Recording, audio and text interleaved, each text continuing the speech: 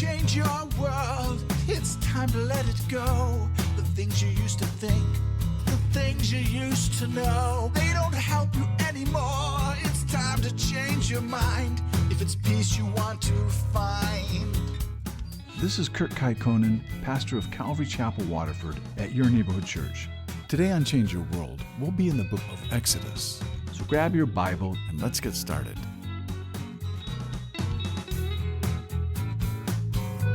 It's time to change your world. You need to let it go. Oh, oh. But now, not long after this battle, we see that Moses and Israel, they're not very far from their final destination. They're not very far from Mount Sinai. And so Moses here, he's really close to the place where he used to live when he was in Midian, because that's where we first found him. We found him in Midian, tending Jethro, his father-in-law's flocks, and that's where he was. That's where he met God, on Mount Sinai. And so Jethro here, he knows that Moses is coming. And he knows that he is coming with all these people from Israel. So Jethro, he's really informed about much of what's been happening about Egypt and Amalek and Israel, because this salvation story is traveling quickly through the whole region. And that's because you really cannot hide 2 million people following a pillar of fire. And if you remember, the last time we saw these two men together, Moses didn't even tell his father-in-law, Jethro, that he was being sent by God to deliver Israel from Egypt. All he told him is that he was going to go back to Egypt to see if any of his family was still alive. But then we also know that Moses, he also sent back his wife and his sons back to his father-in-law's house when they weren't getting along on the beginning of their vacation to go visit family. And Moses, he knows this man real well. And they love each other very much. Remember, Moses lived with him for 40 years when he had nowhere else to go. So now Moses here, he's been away from Jethro at this point, back to Egypt, from about 9 to 14 months. And Jethro, he just doesn't come and he doesn't just drop in on Moses and brings his wife and kids and just says, surprise. Jethro, he first sent him a message. And he told Moses that he's coming. So instead of Jethro coming into the camp where everything would be all crazy with all the chaos, Moses, he leaves the camp and it says he leaves the mountain of God and he goes to meet his father-in-law in a private place where they could have some peace without all the people around. And so they can have this family reunion and catch up with all the distractions that would happen in the camp. And when they met, Moses, he bows down and he kisses Jethro. And then there's no way that Moses is worshiping Jethro here. But what he's doing is he's honoring Jethro as the patriarch of the family. Because if you notice, Moses doesn't think of himself as some big hotshot or some superhero. God calls Moses the meekest man in the land. And we see him kissing Jethro here, but we don't read about Moses kissing his wife or his sons. And I'm not saying that he wasn't glad to see them, but this is the last time, the last place that we ever hear of Moses' wife and his sons. But this had to be a real exciting meeting. And they have all the customary bowing and then them all going into the tent in that Bedouin fashion of hospitality. And then you got Moses in there. He's reciting all these stories to them in detail about what God had done in bringing Israel out of Egypt. And even though we have all this written record, they would have had all the details. They would have been able to ask questions. So they'd hear about like maybe the Egyptians stepping on the frogs and having to drink all the blood. And Moses, he's not bragging about anything he did. It's all about the Lord and all about what the Lord did. And so all this testimony, it overwhelms Jethro. It causes Jethro to rejoice for Israel. And you have to remember here, Jethro, he is not a part of Israel, but he's hearing about what God did for all these slaves who are like himself, descendants of Abraham, and being delivered. And this blessed him. And that's because Jethro, he serves the same God, and he's a real priest of God. And all of these testimonies, All they did is increase Jethro's faith in the God of Abraham. Now he knows for sure that Abraham's God is greater than all the gods of the Egyptians. And Jethro is so overwhelmed by what God has done for Israel, he rededicates his life to God, because it says here that Jethro offered up a burnt offering. A burnt offering represents someone consecrating their whole life to God. Because with a burnt offering, the whole animal is burnt up and given to God as a total sacrifice. No part of that animal is held back. This is a total surrender. And then it says that they made other offerings where you can eat those offerings. So they would have like maybe fellowship offerings and peace offerings where they can eat together. And Moses and Jethro, they shared this feast. And we see that they invited Aaron, his brother, and all the elders of Israel. And there was no problem with Jethro offering up these offerings because there was no formal priesthood yet. And I'm sure that Moses, through those 40 years with Jethro being the priest of Midian, that he shared in many offerings with Jethro as the priest because he lived with him for those 40 years. All right, so they have this great reunion and they have this great meal. And so the next day, Jethro goes to work with Moses and he goes into the camp. And maybe Moses is sitting there like under some little booth or little tent, and this line forms and it goes all the way throughout the whole camp. And so the only thing I can picture here is that day after Christmas and you're trying to take back that gift and that line is all day long, or it's like the Secretary of State before they started making appointments. This is killing everybody. This is so slow. And Moses is sitting there and he's judging everything and everyone's complaining against their neighbor all day. And with so many people, they would never get through that line.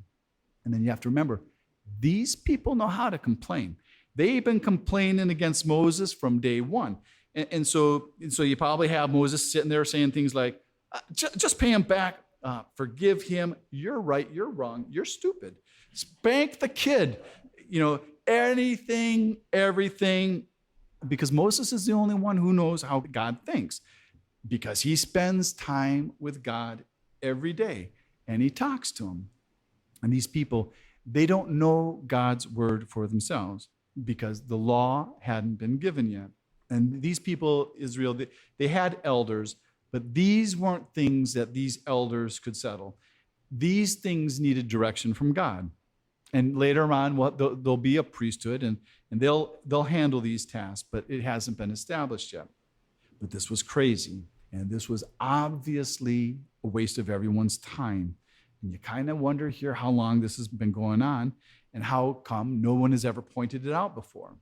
But sometimes it just takes that one guy to point out the obvious, where everybody else has overlooked it because they just probably grew into it naturally. And where Moses, he probably just got settled into this routine. But Moses, he could see the need of the people because the need for these people is real. Because the people, they needed God's wisdom and how to run their lives. But it took someone from the outside to be able to see it. But it also took somebody who had a relationship with God, who was not a part of the chaos. Someone who's in touch with God, where God can give them a word of knowledge, and who will listen to God of how to organize the process in an acceptable way to God. Because one man cannot minister to 2 million people, just like one man can't carry a whole church. And so this program that Jethro comes up with, it sounds a lot like a discipleship program, where Moses is to teach some leaders God's laws and statutes. And so Moses is going to disciple some guys and train them in the way that God thinks. And then it looks like it's also kind of like a court system with different courts to handle different needs. Lower courts and higher courts, and the more serious matters go to Moses himself at the highest level, at the hardest cases. And so it says rulers of thousands, hundreds, fifties, and tens. And Moses, he didn't just implement this because it sounded good and to get him out of his responsibilities. He brought it before the Lord, and then he implemented it. And there's some commentators who think that he actually made a mistake listening to Jethro.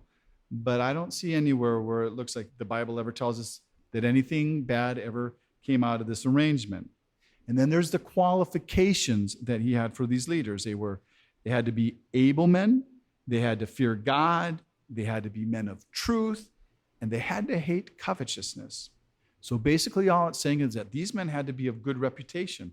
They had to be moral men, honest men, which is exactly the same thing the Apostle Paul told Timothy in picking leaders for the church. Except for the elders in the church, they also had to be able to teach. But to be able to teach can be taught. All the other qualifications there are all character. And this is so much different than the qualifications for leadership in the world. In the world, it's popularity, it's shrewdness, or it's power, or intimidation and pride, but it's not so much built on character.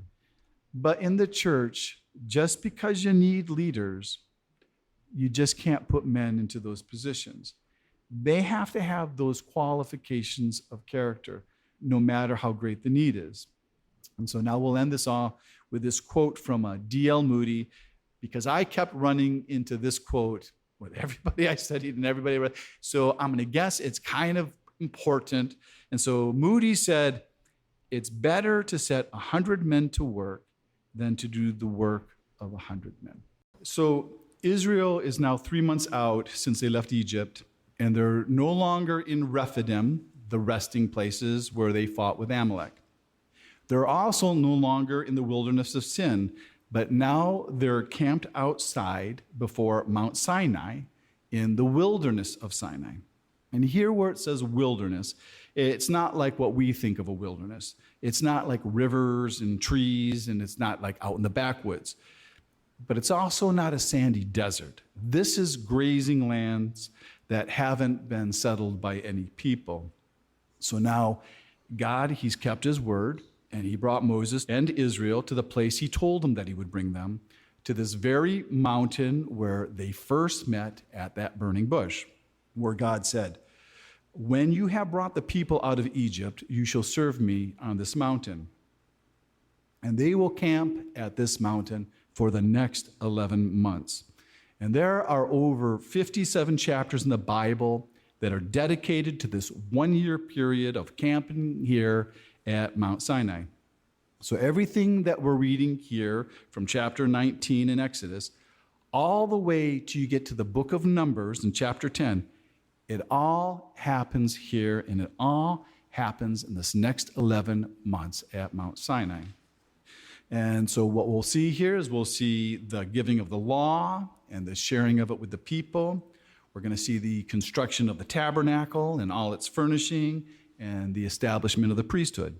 And it's right here at Mount Sinai that the people, they're all going to be numbered and organized into their tribes, and it's the way that they're going to march, and it's the way they're going to camp until they leave Mount Sinai for Kadesh Barnea.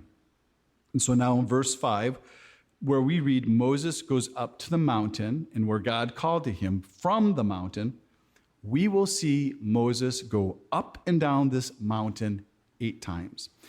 And that's 8 times in the book of Exodus, and 4 of these times we're going to see right here in chapters 19 and 20, where Moses is going down the mountain to bring the message from God and going back to deliver up the responses from the people. And if this was the traditional site of Mount Sinai, it would be described as a large pulpit with a steep mountain jutting up in the middle of a wilderness.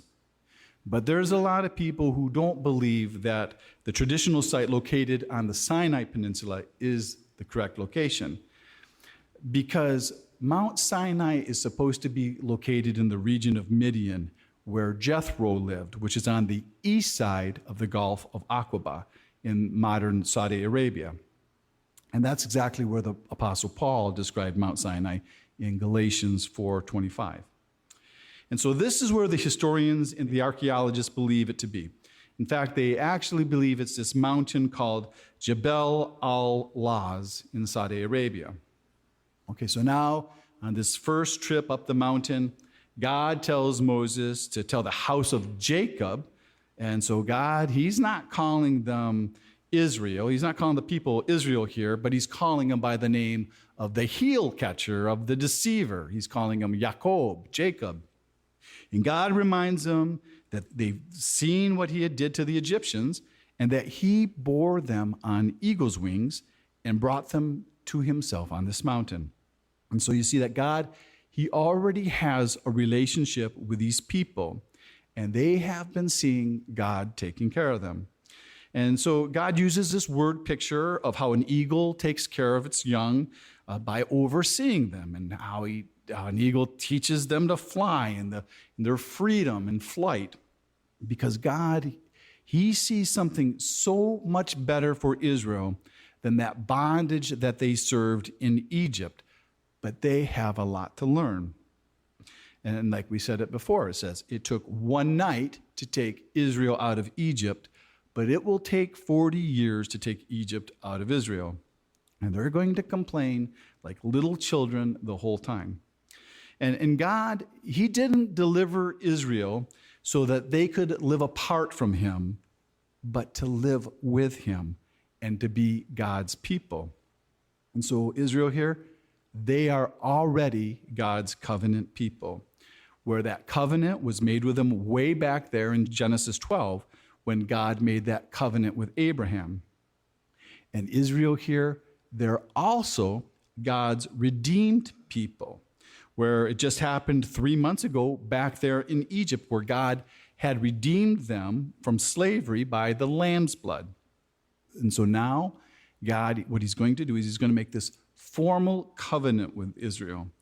And that's what we call the Mosaic covenant. And this is going to be based on law and based on their obedience to the law.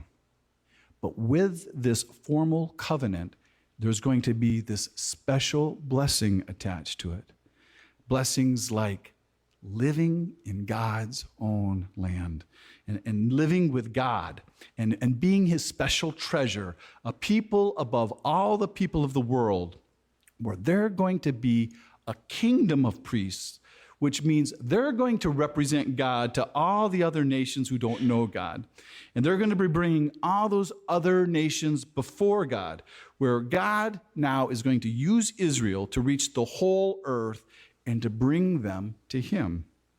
And that's because all the nations belong to the Lord, because he's the creator of us all. But God here, he chose Israel to be this special treasure. And it's not because they were better than anyone else, but it's because he set them apart to be this blessing, to bless the whole world.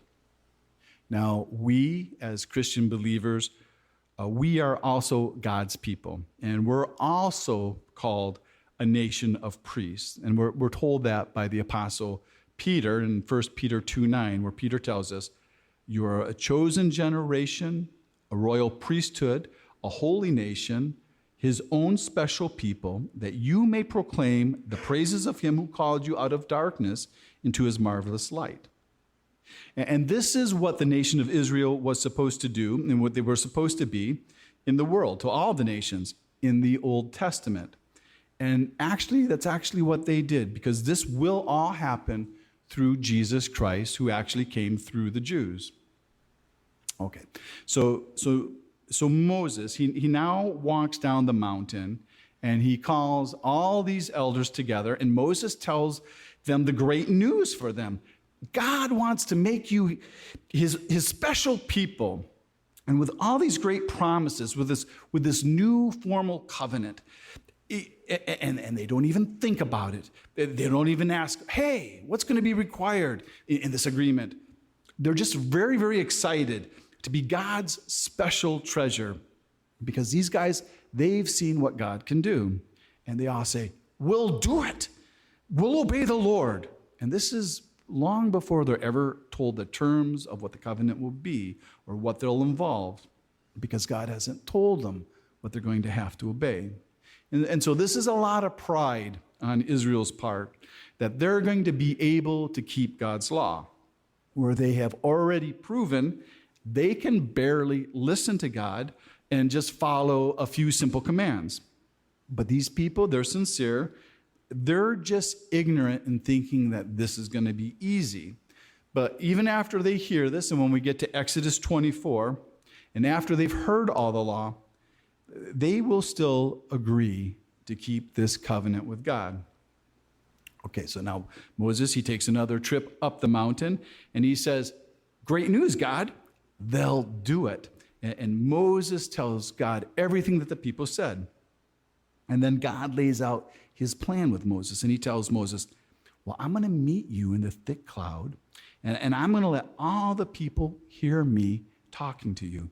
So everyone will know that it's really God speaking to you, and that'll make them believe me forever.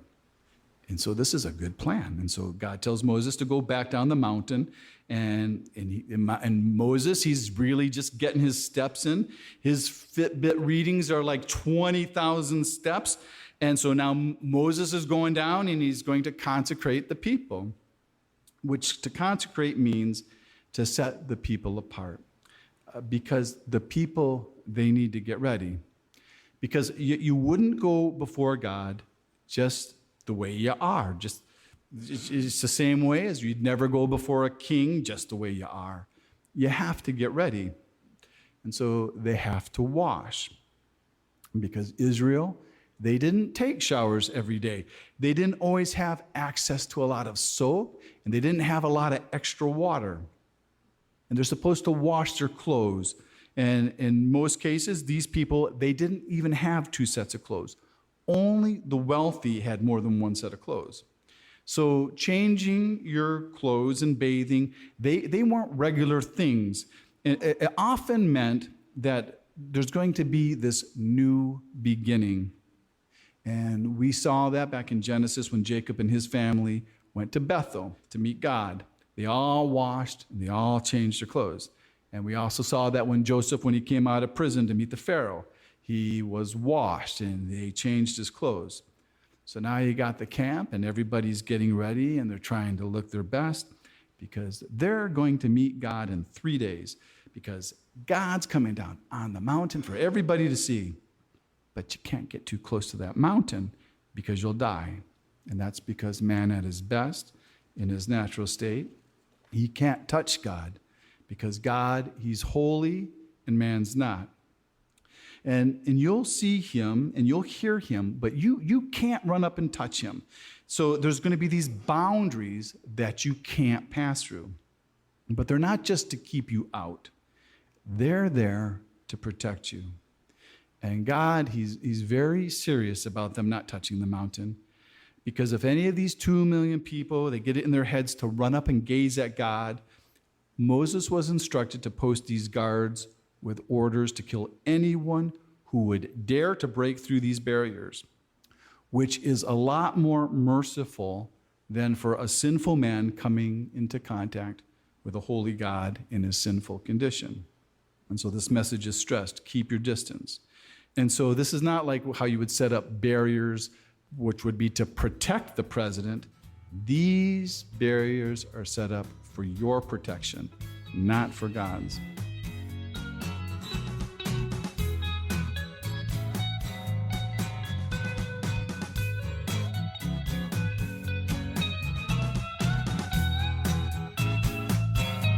You need to change your world. You need to let it go. Thanks for listening to Change Your World. Change Your World is an outreach of Calvary Chapel Waterford and Your Neighborhood Church. If you're listening to Change Your World in the Detroit metro area, why don't you join us for church this Sunday? Our service time is 10 a.m. at Calvary Chapel Waterford, 183 South Winding Drive, Waterford, Michigan. We're competing with the Catholics. It's only an hour.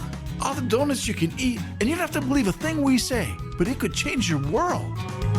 You need to change your world. The rest of today's message can be heard at yourneighborhoodchurch.org. So check us out and download the app. And until next week, remember,